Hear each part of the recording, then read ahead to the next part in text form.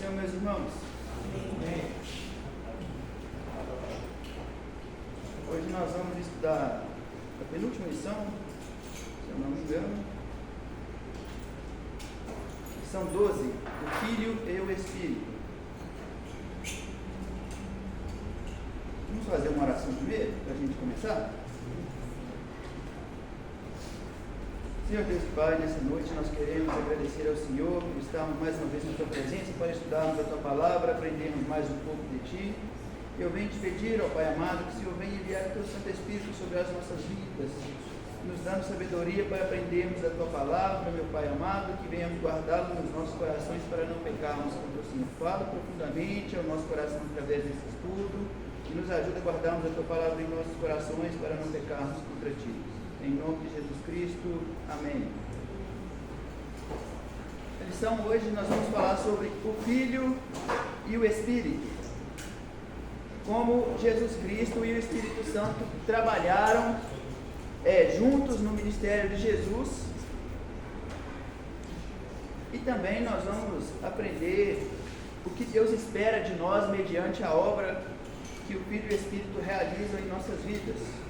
O texto áureo está lá em Lucas, no capítulo 1 e no versículo 35, está escrito assim: E, respondendo o anjo, disse-lhe: Descerá sobre ti o Espírito Santo, e a virtude do Altíssimo te cobrirá com a tua sombra, pelo que também o santo que há de nascer de ti será chamado Filho de Deus. A verdade prática diz assim: o Filho cumpriu o seu ministério em plena dependência do Espírito, revelando a obra redentora que a obra redentora é trinitária. O Pai envia, o Filho obedece e o Espírito capacita. Amém? Então, irmãos, vamos ler a leitura bíblica em classe, está lá em Lucas, no capítulo 1, versículo 26 ao 38. Todos encontraram? Quem não encontrou, diga aleluia. Todos encontraram. Eu vou ler um e os irmãos leem o outro, tá bom? E no 6º mês foi o anjo Gabriel enviado por Deus a uma cidade da Galileia chamada Nazaré. A uma virgem desposada com um varão cujo nome era José, na casa de Davi. E o nome da virgem era Maria. E, entrando o anjo, onde ela estava, disse: Salve, agraciada, o Senhor é contigo, bendita és tu entre as mulheres. E vendo ela, turbou-se muito com aquelas palavras, e considerava que salvação seria esta. Disse-lhe então o anjo: Maria, não temas, porque achastes graças diante de Deus. E eis que teu ventre considerarás, darás à luz um filho, e porás o nome de Jesus. Este será grande e será chamado Filho do Altíssimo, e o Senhor Deus lhe dará o trono de Davi, seu pai. E reinará eternamente na casa de Jacó, E seu reino não terá fim. E disse Maria ao anjo: Como se fará isso, visto que eu não conheço varão? E respondendo o anjo, disse: Descerá sobre ti o Espírito Santo, e a virtude do Altíssimo te cobrirá a sua sombra, pelo que também o santo que de ti há de nascer será chamado Filho de Deus. E eis que também Isabel, a tua prima, concebeu um filho em sua velhice, e este é o 6º mês para aquela que era chamada estéril. Porque para Deus nada é impossível. Disse então Maria: Eis aqui a serva do Senhor, cumpra-se em mim segundo a tua palavra. E o anjo ausentou-se dela. Amém? Então, irmãos, vamos começar pela introdução. Pela verdade prática que já diz, né? O plano de salvação é uma ação coordenada da Santíssima Trindade. O Pai e o Filho e o Espírito Santo, eles atuaram em perfeita unidade para executar o plano da salvação. O Pai enviou ao Filho, o Filho obedeceu ao Pai e o Espírito Santo capacitou o Filho para realizar a obra da redenção. Nós vamos estudar como que o Espírito Santo participou ativamente na encarnação, na capacitação e na exaltação de Jesus Cristo. E também qual é a resposta esperada do crente mediante a essa obra de redenção. O primeiro tópico fala sobre o Espírito e a concepção do Filho. O primeiro subtópico diz sobre o nascimento de Jesus. A gente leu aqui, a passagem. O anjo Gabriel ele foi enviado por Deus a Nazaré para comunicar a Maria que ela tinha uma missão muito especial. Eis que teu ventre conceberás e dará à luz a um filho, e por-lhe-ás o nome de Jesus. E o anjo também ele declara a Maria o quanto especial era a missão que Deus estava confiando a ela. Este será grande, será chamado Filho do Altíssimo, e o Senhor lhe dará o trono de Davi, seu pai. Ou seja, ela seria mãe do Filho de Deus. E Maria, apesar de ter um anjo na frente dela, por um instante ela fica muito perplexa e pergunta: como é que isso vai acontecer, visto que eu não conheço varão? E o anjo vai explicar isso para ela. Para Deus nada é impossível. Então Maria compreendeu ali que o filho que ela ia gerar não ia ser gerado por meios naturais, seria gerado por Deus de maneira sobrenatural. E diante dessa resposta, ela submeteu à vontade de Deus e creu, apesar das circunstâncias. E quais que eram as circunstâncias que Maria enfrentava? Pensa numa sociedade patriarcal, na sociedade judaica da época de Jesus. O que acontecia com a mulher que engravidava fora do casamento? Era acusada de quê? De adultério, de prostituição. E qual que era a pena? Apedrejamento. Mas Maria confiou em Deus e falou: eis aqui a tua serva, cumpra-se em mim e segundo a vontade de Deus. Então, irmãos, a primeira lição que a gente extrai aí, de cara, com o anúncio do nascimento de Jesus: a gente deve estar disposto a fazer a obra de Deus independente da circunstância.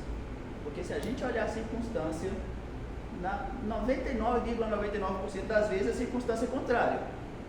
Mas para Deus não há nada impossível. Amém? Amém. Então não vamos olhar as circunstâncias. É fácil falar, tá, irmão? Mas fazer é muito difícil. Mas Deus tem ensinado isso a cada dia. Vamos confiar em Deus, porque para Ele nada é impossível. O segundo subtópico vai falar sobre o Espírito como agente de concepção.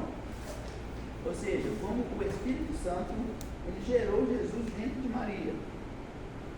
A concepção de Jesus ela não dependeu de meios naturais, a gente já viu isso, mas ela foi um milagre realizado pelo Espírito Santo. Lucas capítulo 1 e versículo 35.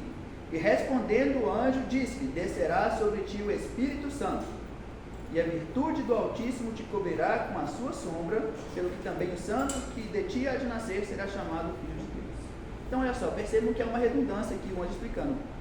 Ele fala assim, descerá sobre ti o Espírito Santo, e em seguida ele usa uma linguagem figurada para saber como seria essa obra. A virtude do Altíssimo te cobrirá com a sua sombra.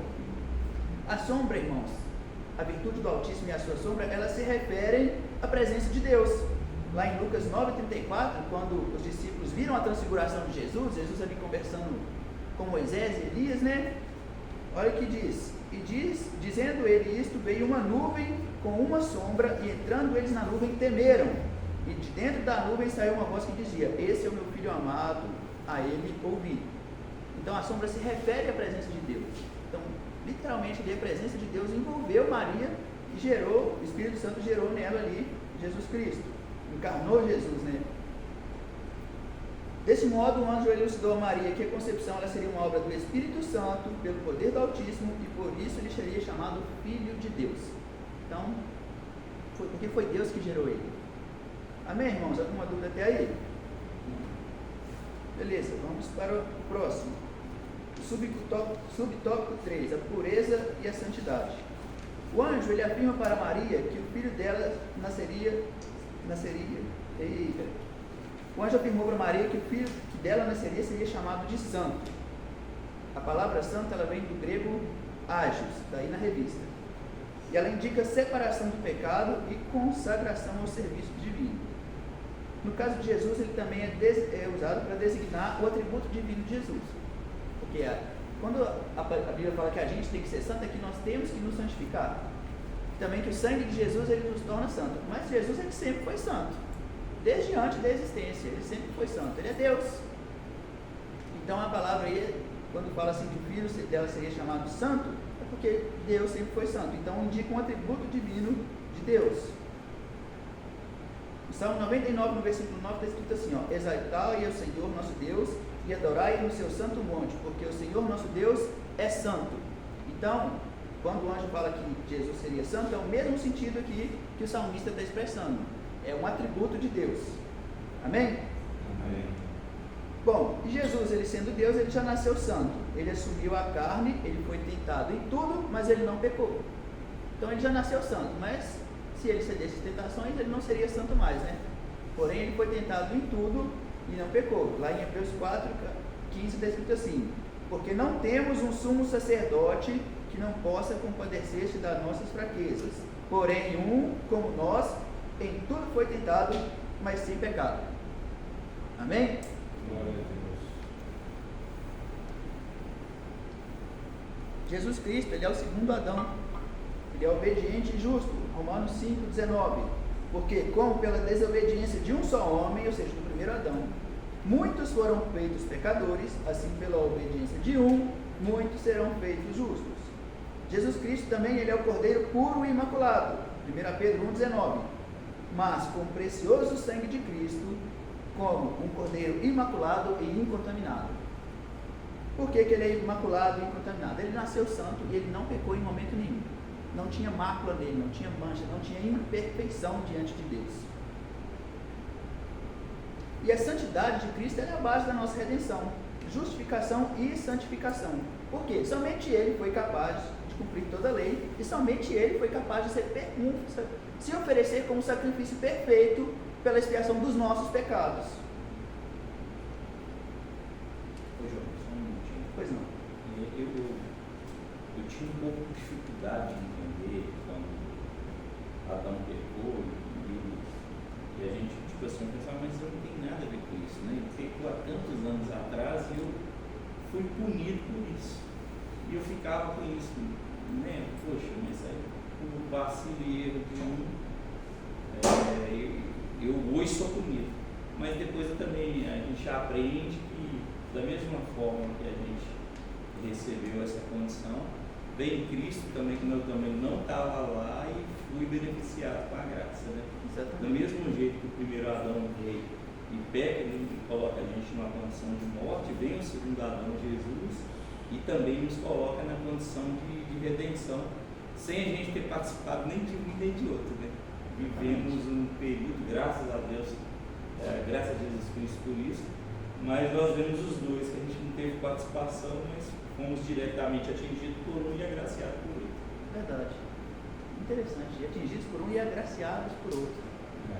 É a graça de Jesus Cristo que nos salva. Eu também pensava assim, mas teve um belo dia eu parei, se eu estivesse lá no jardim, o que eu faria? Mesmo? Eu não confio muito em mim não, é só Deus que tem misericórdia e Ele tem me conduzido, porque se depender de mim, é complicado. Mas é graças a Deus, porque mesmo Deus enxergando todas as nossas falhas, Ele veio e ainda assim nos amou. E ainda assim realizou toda essa obra redentora. Bom, irmãos, Jesus foi santo porque ele foi capaz de cumprir toda a lei. Não cuideis que eu vim para destruir a lei e os profetas. Não vim abrogar, mas para cumprir. Então Jesus não revogou a lei. O que era pecado antes continua sendo pecado hoje. O que Jesus revogou? A punição.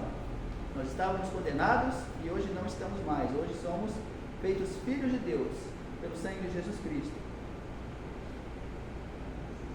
Bom, da mesma forma que Jesus, ele foi gerado pelo Espírito, ele andou em absoluta santidade, aquele que confessa a Cristo e o aceita em seu coração como Senhor e Salvador da sua vida, é nascido do Espírito.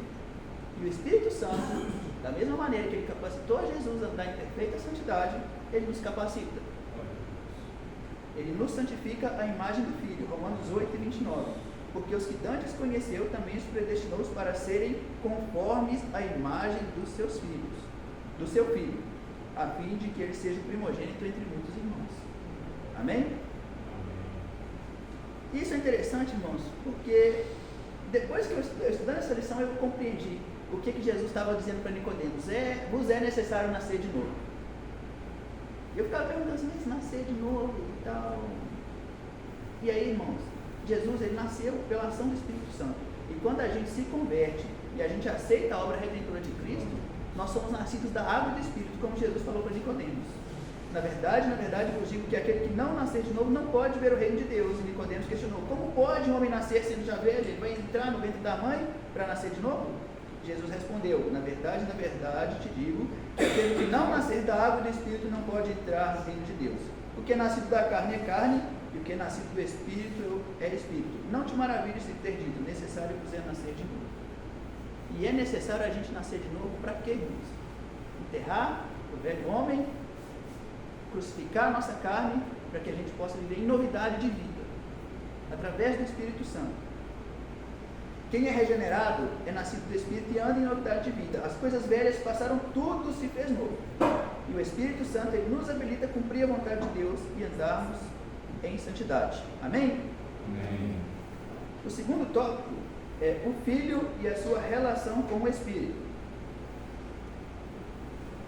E aí o primeiro subtópico do tópico 2 é o Filho é o verbo feito de carne. João 1, capítulo 14. O verbo se fez carne e habitou entre nós, e nós vimos a sua glória, como a glória do unigênito Pai, cheio de graça e verdade. O verbo, que é Jesus Cristo, ele não começou a existir em Maria, porque ele é eterno, anterior à criação, e ele foi igual ao Pai e ao Espírito Santo. Então, primeiro versículo de João: no princípio era o verbo, e o verbo estava com Deus, e o verbo era Deus. Ele estava no princípio com Deus. Todas as coisas foram feitas por ele, e sem ele nada do que foi feito se fez. Isso indica que na plenitude dos tempos, o verbo assumiu a natureza humana sem deixar de ser Deus. Gálatas capítulo 4, versículo 4. Mas vindo a plenitude dos tempos, Deus enviou seu Filho, nascido de mulher, nascido sobre a lei, para remir os que estavam debaixo da lei, a fim de recebermos a adoção de filhos. Amém? Amém. E é interessantíssimo, irmãos, porque Jesus ele se submeteu às limitações humanas. Ele voluntariamente se submeteu às limitações humanas, mas ele manteve a sua essência divina. Ele continuou sendo santo, ele continuou sendo Deus. Mas ele não usou o poder que era dado, que é naturalmente dele. Porque, tudo foi feito por ele, sem ele nada do que foi feito se fez. Mas ainda assim, ele se fez homem, aniquilou-se a si mesmo. E toda a obra que ele realizou foi na direção do Espírito Santo, pela agir do Espírito Santo. Ele abriu mão de todo o seu poder. Isso demonstra, irmãos, o quanto que Jesus se humilhou. Ele literalmente se aniquilou, abriu mão de tudo. Pensa que você é um super-homem. Você tem força aí para fazer o que quiser, tem velocidade infinita para sair andando para lá e para cá. E de repente fala assim: não, vou ter que abrir mão de todos os meus poderes para ajudar alguém ali, um criminoso que matou alguém, vou ali cumprir a pena dele. Pô, mas se eu sou um super-homem, como é que eu vou cumprir a pena? Eu posso sair qualquer hora que quiser da cadeia, não é? E aí Deus abriu mão, irmão, de todo o poder, de toda a glória, de toda a majestade para se fazer isso. E tudo que ele fez, ele só usou os seus atributos divinos, quando o Pai permitiu pelo Espírito. Então as curas que Jesus realizou foi pelo Espírito Santo. Quando ele expulsou o demônio foi pelo poder do Espírito Santo. É tanto que quando os fariseus falavam com ele: ele expulsa o demônio por Beelzebul, Jesus falava: cuidado que vocês estão falando, porque aquele que blasfema contra o Espírito Santo não tem perdão. Entendeu? Porque quem estava realizando a obra ali através de Jesus era o Espírito Santo. Lucas 4,18. Jesus disse assim: o Espírito do Senhor é sobre mim, pois que me ungiu para evangelizar os pobres, enviou-me a curar os quebrantados de coração, e a pregoar liberdade aos cativos, e dar vista aos cegos, e a pôr em liberdade os oprimidos, e anunciar o ano aceitável do Senhor. O Espírito do Senhor é sobre mim.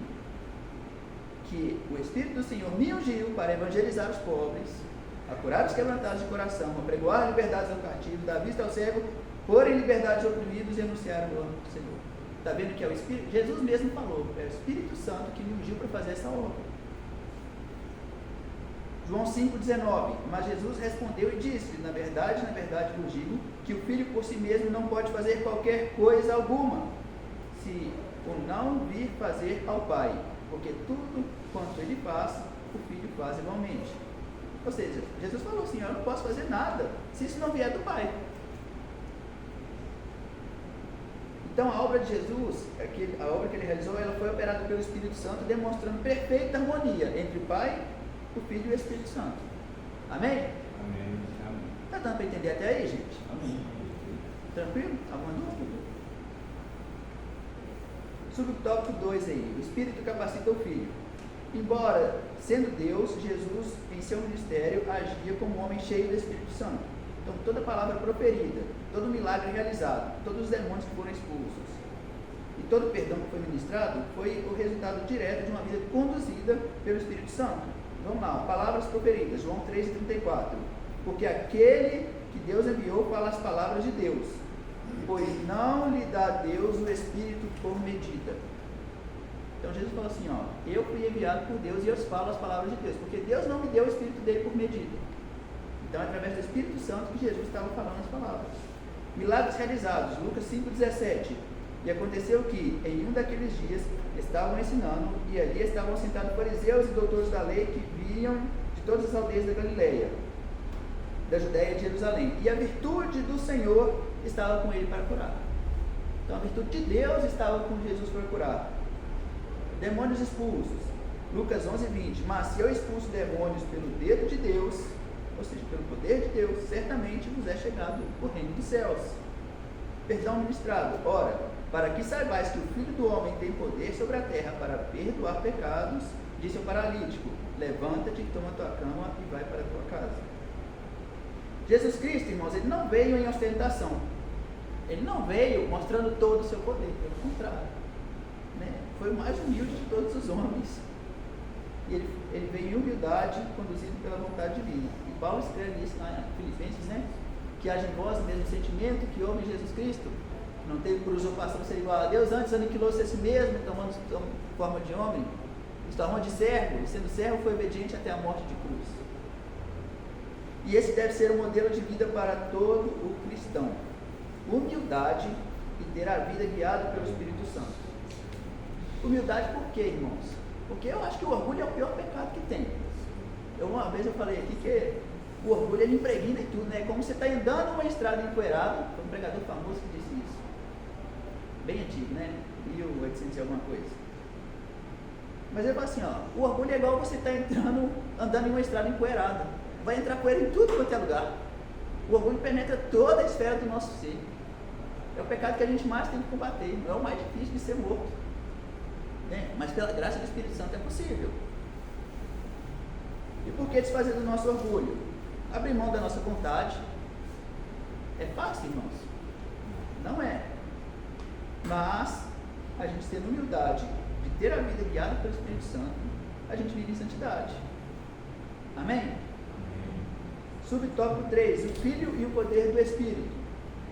O ministério de Jesus ele foi marcado pela sua dependência do Espírito. Isso não nega a sua divindade, mas exalta a sua humildade na encarnação. No deserto, pelo Espírito, Jesus venceu a tentação. Todo o seu ministério ele foi sustentado pelo Espírito Santo.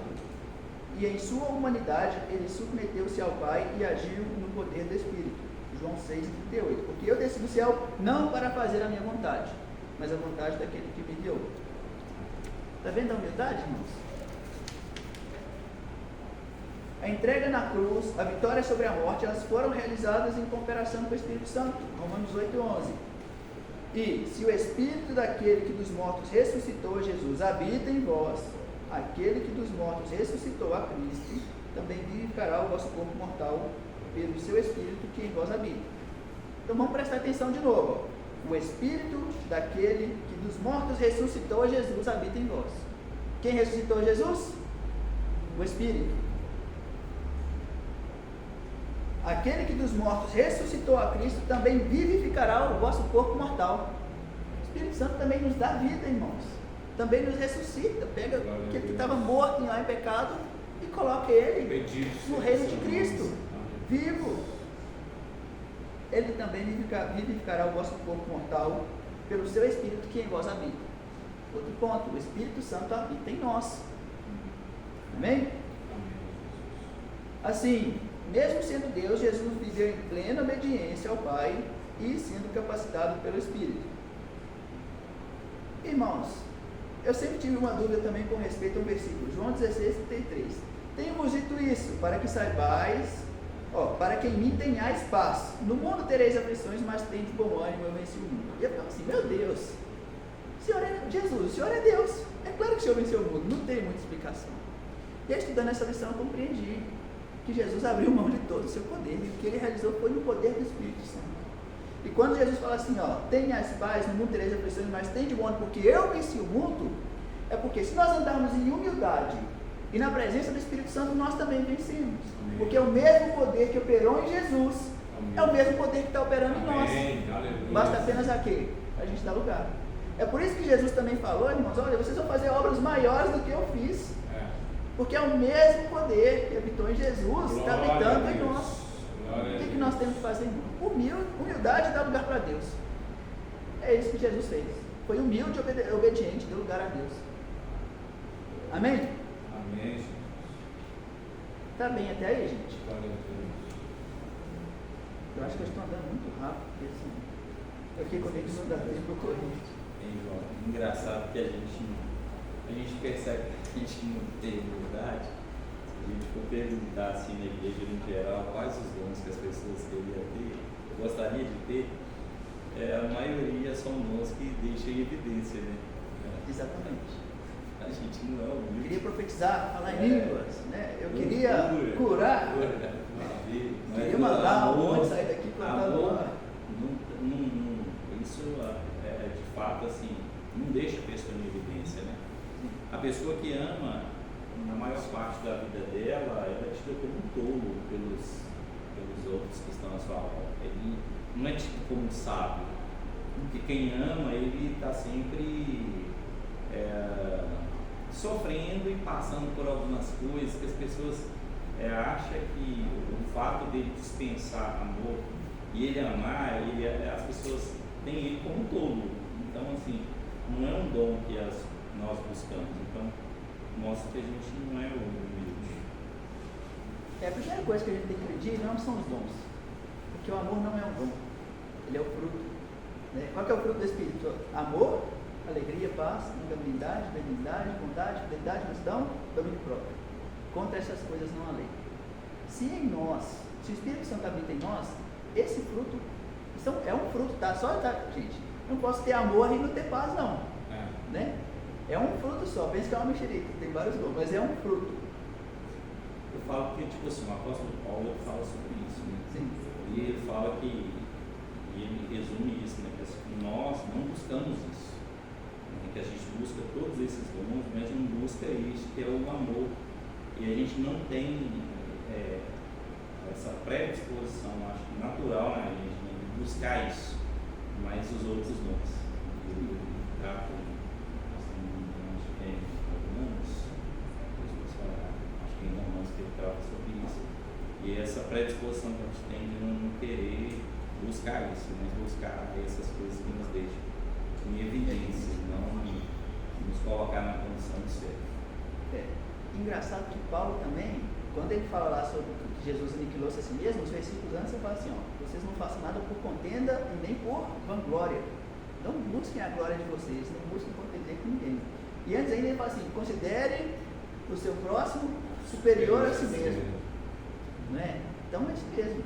A primeira coisa que a gente faz, buscar, irmão, é a humildade. E reconhecer que todo mundo é superior a mim. Você olha para a pessoa e fala assim, mas não é possível que essa pessoa é superior a mim.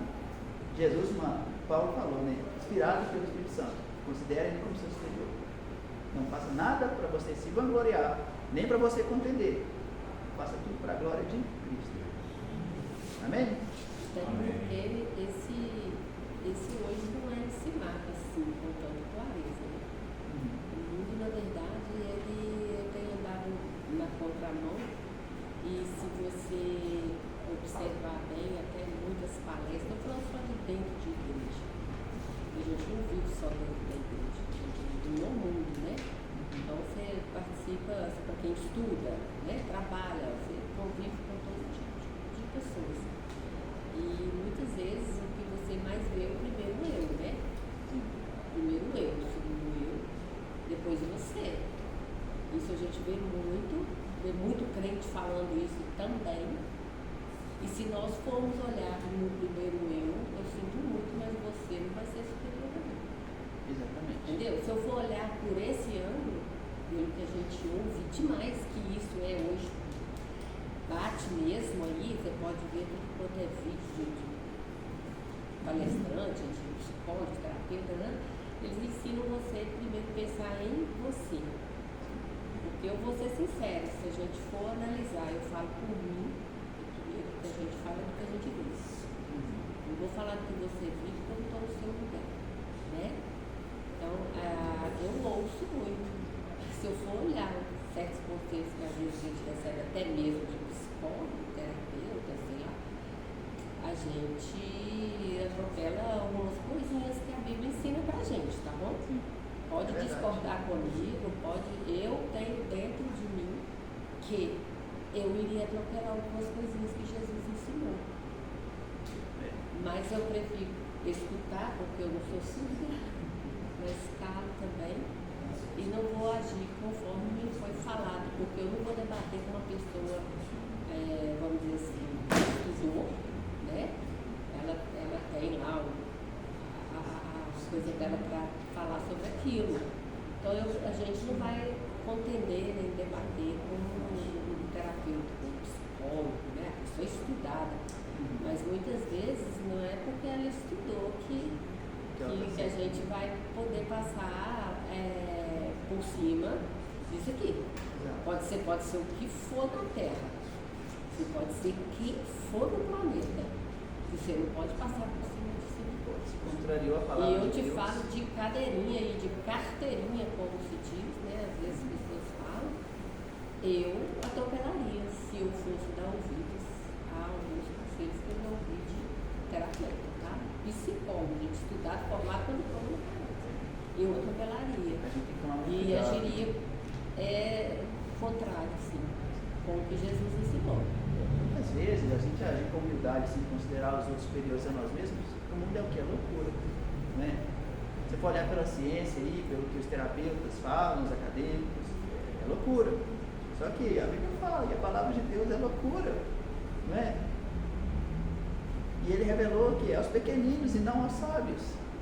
Porque se a gente for olhar, João, muitas vezes hoje, pelo que a gente tem ouvido tanto aí na mídia, porque é o que está na mão da gente, né? É o celular, toda hora que você clicou ali já aparece um monte de conselho, a gente está quase voltando no olho por olho, dente por dente. Tá. Eu falo isso em casa, toma cuidado porque nós vamos agir em olho por olho, dente por dente, um toma lá na cá, e não é assim. Não é. Para o crente, não. Para o crente salvo em Jesus Cristo, eu acredito que não. Não é assim mesmo. Porque se a gente não morrer, se a gente não morrer para o mundo, se a gente não sacrificar, igual você está falando, nós vamos ter que morrer. Né? Se a gente não fizer isso, se a gente for olhar a vontade da gente, é o olho por olho, dente por dente. Realmente. Né? E se a gente não sacrificar, meu filho, a carne e as nossas vontades, desculpa aí, mas nós vamos ser não. Mas isso é a natureza, é a nossa carne. É a falando. carne. Por isso que a gente tem que ter lugar para o Espírito. E ter humildade de aceitar. E o a que gente nós não queremos, sabe. na maioria, deixa eu falar, todas as vezes, vamos falar assim, não é vontade de Deus. A carne, ela se inclina para quê? Para as coisas da carne. O Nós pecado. podemos ouvir tudo, E o né? Espírito se inclina para quê? Para a salvação. A Bíblia nos ensina que a gente pode ouvir de tudo. Você pode ouvir tudo. Reter aquilo que é bom. Que é bom. Aquilo que, eu entendo assim, aquilo que é a vontade do Senhor. Então a gente ouve, mas aí você lembra, mas a Bíblia diz assim, assim. Sim. Eu estou com quem? Nós temos que estar com a Bíblia, com Deus sempre. Né? Então a gente tem que ter muito cuidado nisso. Muito bem. É isso aí, gente. Vamos para o tópico 3 agora, a Trindade e a missão redentora. O primeiro subtópico aí, o Pai envia o Filho e o Espírito. A salvação, ela é a iniciativa do Pai. Ele é a fonte de todo o propósito redentor. João 3,16. Porque Deus amou o mundo de tal maneira que enviou seu único Filho para que todo aquele que nele crê não pereça, mas tenha a vida eterna. O Pai, ele envia o Filho ao mundo como uma oferta viva. Então esse é o resumidamente, né, esse é o papel do Pai na missão redentora. O Filho, ele se faz carne e ele cumpre toda a lei e ele toma sobre si a condenação do pecado de todo mundo. 2 Coríntios 5:21. Aquele que não conheceu o pecado, fez pecado por nós, para que nele fôssemos feitos justiça de Deus. Amém? Amém. E o Espírito Santo, ele age na concepção de Jesus em Maria, ele acompanha Jesus em todo o ministério e ele aplica os méritos da regeneração e da redenção no coração dos crentes. 1 Coríntios 2:10. Mas Deus nos revelou pelo seu Espírito, porque o Espírito penetra todas as coisas, ainda as profundezas de Deus. Então, irmãos, o resumo aqui da obra redentora é que o Pai decretou, o Filho executou e o Espírito capacitou. Na verdade, o Espírito capacita. Amém? Amém. 1 Pedro 1:2. Eleito segundo a presciência de Deus Pai, em santificação do Espírito, para a obediência e expressão do sangue de Jesus Cristo. Graça e paz vos sejam multiplicadas. Ou seja, nós fomos eleitos segundo a presciência, ou seja, segundo a vontade de Deus Pai, em santificação do Espírito, para a obediência e expressão do sangue de Jesus Cristo. Aqui esse versículo Pedro vai nos mostrar como que a obra é realizada pela Trindade. Pai, Filho e Espírito Santo agindo em perfeita unidade. O Espírito Santo, segundo subtópico, ele revela e exalta o Filho. João, ele explica que a missão do Espírito Santo não é trazer para si, mas revelar e exaltar o Filho. Jesus Cristo confirmou: ele me glorificará, porque há de receber do que é meu e vou-lo há de anunciar. O Espírito Santo, ele não busca a própria glória. João 15:26. Mas quando vier o Consolador, que eu da parte do Pai vos hei de enviar, aquele Espírito da verdade que procede do Pai testificará de mim. Ou seja, o Espírito Santo, ele testifica de Cristo. E o que a gente pode concluir sobre isso? Toda a obra do Espírito, ela é profundamente cristocêntrica. Ela sempre vai apontar para Cristo. E a gente deve discernir as manifestações espirituais à luz da Bíblia. Tudo que não aponta para Cristo não é obra do Espírito Santo. Tudo que aponta para mim, eu, que é o que é pregado nessas igrejas aí hoje, não é obra do Espírito, gente. Isso é muito grave, porque essas mensagens massageiam o nosso ego. A gente estava conversando cedo, né, pastor? Massageia o ego, faz a gente se sentir como eu sou especial, como Deus me ama. E realmente, irmão, Deus me ama. Mas tenha... E é gostoso de ouvir. É gostoso, exatamente. É muito bom de ouvir. Ter o ego massageado é muito bom, irmãos. Mas se não apontar para Cristo, não é proveniente do Espírito Santo. Porque é o que a gente estava falando, né? É o eu em primeiro lugar, né? Exato. É você, irmão. É você vai vencer. Tem pessoas que pregam a vitória 365 dias do ano. Exato. Para a sua vida. Profetiza que todos os dias serão assim. Mas é voltado para ele. O evangelho antropológico, né? O homem no centro. Exatamente. E pronto. E Deus como um mordomo, né? Ah, você quer tom, você quer tom. Parece que Deus está aí para servir a gente, mas é justamente o contrário. Jesus disse foi o contrário. Plenamente o contrário. E é cruz, e cruz é pesada. É pesado. Cruz é pesada. Mas ainda assim, gente, a cruz é pesada, mas o jugo do Senhor é suave. É mais leve do que o mundo, porque está no mundo aqui, ó. Pela carne parece ser melhor, mas não é, tá? É muito mais pesado que está no mundo. A situação dessas pessoas lá fora é triste. É triste. O terceiro subtópico, a fé e a submissão do crente. A gente comentou isso lá quando nós falamos de Maria. O plano da redenção, embora concebido e executado pela Trindade, ele requer uma resposta humana. Nós somos agentes da redenção. Nós não somos agentes da redenção, mas somos seus recipientes e participantes. Ou seja, redimir as pessoas não é papel nosso. O papel nosso é o quê? É ser redimido. e também pregar essa redenção para as pessoas que estão perdidas. O Espírito Santo vai lá e convence da justiça, do pecado e do juízo, não é? E assim como o Filho se submeteu ao Pai e foi ungido pelo Espírito, também todo crente é chamado a se colocar nas mãos de Deus, crendo que Ele é poderoso para fazer o impossível. A gente deve seguir o exemplo de Maria. Ela não olhou para as circunstâncias, mas ela se colocou à disposição, crendo que Deus fazia o impossível.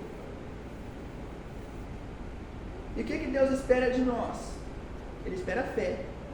Hebreus 1,16. Ora, sem fé é impossível agradar a Deus, porque é necessário que aquele que se aproxima de Deus creia que Ele existe e que é galardoador dos que o buscam. Ou seja, sem fé não agrada a Deus, não tem salvação.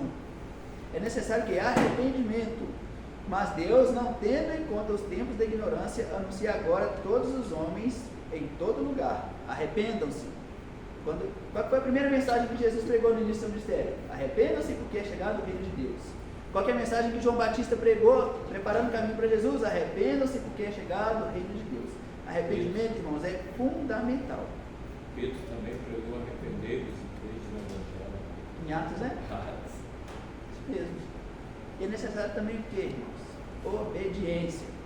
Sede cumpridores da palavra, não somente ouvintes, enganando-vos com falsos discursos. É isso que a gente vê hoje aí, né?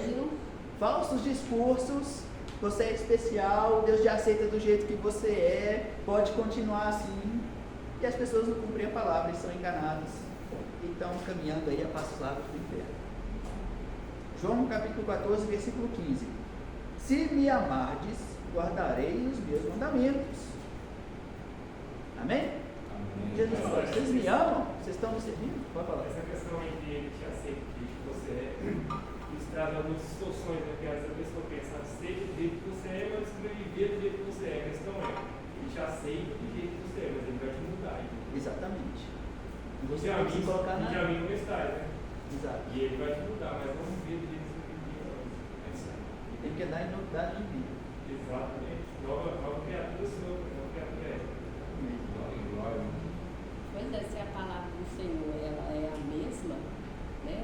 Se ela é ontem, hoje e eternamente, ela é a mesma, então não pode ser pregada diferente. Não pode. Você tem que parar e analisar. Arrepende-te. Arrepende-te. Isso tem que ser falado todo dia na cabeça da gente. Nós somos muito por repetição. E a fé, ela tem que Temos ouvir. que aprender a analisar muito bem a mensagem. Sabe? Tá sempre observando o que vai falando lá, a gente tem que estar acompanhando de vez em quando na palavra, a Bíblia sempre aberta, os textos que se lê, para a gente poder estar analisando. Porque Jesus não veio com um sermão assim tão leve assim para a gente. Você analisando, quando você lê a palavra, você vê que realmente, se não tomar cuidado, você vai escorregar nesse evangelho aí e vai caminho contrário. Nós temos que ser como os crentes de Bereia.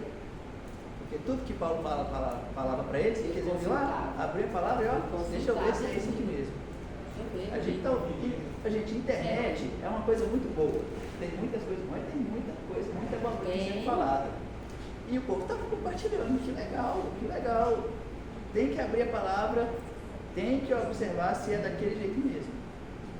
Só voltando aqui, irmãos, no versículo: se me amardes, guardarei os meus mandamentos. Olha o que Jesus fala depois disso, falando para ele guardar os mandamentos que ele estava falando. 16: e eu rogarei ao Pai, e ele vos dará outro Consolador, para que fique convosco para sempre, o Espírito da verdade, que o mundo não pode receber, porque não o vê, nem o conhece, mas vós o conheceis, porque habita convosco e estará em vós. Glória a Deus. Amém? Maravilha. Conclusão, irmãos. Reiteramos que a redenção é uma obra trinitária que revela a perfeita unidade e cooperação entre as pessoas divinas. O Filho, embora sendo Deus, submeteu-se ao Pai e agiu no poder do Espírito Santo. Ao contemplarmos essa harmonia divina, somos convidados a uma resposta de fé genuína em Cristo, submissão voluntária à vontade do Pai e obediência perseverante à direção do Espírito Santo em nosso viver diário. Amém? Vamos só recapitular algumas das lições também que a gente foi falando aqui, ó. Acabei de ler aqui na conclusão, né? Mas vamos lá. Devemos nos submeter à vontade de Deus, independente das circunstâncias, como Maria fez, né? Eis aqui a tua serva, faça em mim conforme a sua vontade. E a gente tem que falar: eis-me aqui, Senhor, faça em mim conforme a sua vontade. Nos é necessário nascer de novo, nascer da água e do Espírito, nos arrependermos, andarmos em novidade de vida e nos santificarmos. Nós devemos ser nova criatura. Por quê? Se nós somos redimidos pelo sangue de Jesus Cristo, se o Espírito Santo está trabalhando em nós, as coisas velhas se passaram, tudo se fez novo. E para tudo continuar novo, irmãos, a gente tem que aniquilar a si mesmo. Nós temos que negar a nossa natureza pecaminosa, para que a natureza de Cristo, através do Espírito Santo, habite em nós. Uma vez que nós somos nascidos de novo, o poder do Espírito Santo, ele nos habilita a ser santos. É necessário sermos humildes, termos a nossa vida guiada pelo Espírito Santo, porque esse é o modelo que Jesus Cristo nos deixou. E sendo esse o modelo que Jesus Cristo nos deixou, nos deu exemplo. E ele falou assim: tendes bom ânimo, eu venci o mundo. E sabemos que o Espírito Santo ele está em nossas vidas quando a nossa vida ela aponta para Cristo. Se ela apontar para qualquer outra coisa, a gente tem que começar realmente a pensar aqui que nós estamos servidos. E nós sabemos que as obras espirituais elas são executadas pelo Espírito Santo quando elas apontam para Cristo, quando elas exaltam a Cristo. E Jesus falou lá: cautelai-vos dos falsos profetas, pelos seus frutos os conhecereis. Então você olha para as profecias que estão tendo aí, você olha para o que está acontecendo aí e vê, analisa, aquilo ali está apontando para Cristo? Os frutos que aquela pessoa está produzindo estão apontando para Cristo? Se sim, é proveniente do Espírito Santo. Então, a gente tem que orar e pedir a Deus discernimento, irmão, porque a quantidade de falsos profetas hoje é muito grande. Amém? Amém. Alguma dúvida? Então, vamos encerrar, orar a Deus e agradecer por esta palavra.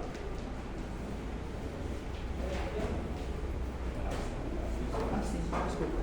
Irmãos, antes da oração, a gente quer convidar os irmãos carinhosamente a orar pelos professores, né? Cobri-los de oração, porque tem sido instrumento de Deus para trazer luz, clareza ao nosso coração. E domingo que vem nós vamos ter a última lição, a lição de número 13, a Trindade Santa e a Igreja de Cristo. E nós já vamos distribuir as lições para o próximo trimestre, tá? Fala sobre o legado de Abraão, Isaac e Jacó, uma lição muito importante para os dias atuais. E o tema é homens dos quais o mundo não eram dignos. Então nós vamos aprender bastante aqui nesse próximo trimestre. Podemos pedir lição para todos vocês? Amém. Amém, gente? Amém. Nós vamos pedir de acordo com a frequência aqui dos alunos, porque a aula, o trimestre passado sobrou muitas lições. Nós pagamos aí lições que sobraram, ficou muito ruim isso. Então nós vamos hoje dar uma olhada aqui e ver as pessoas que são assíduas, tá? E no próximo domingo a gente vai estar distribuindo para vocês aqui, tá? Ou na próxima quarta, posterior ao domingo. Vamos orar? Deus abençoe a vida do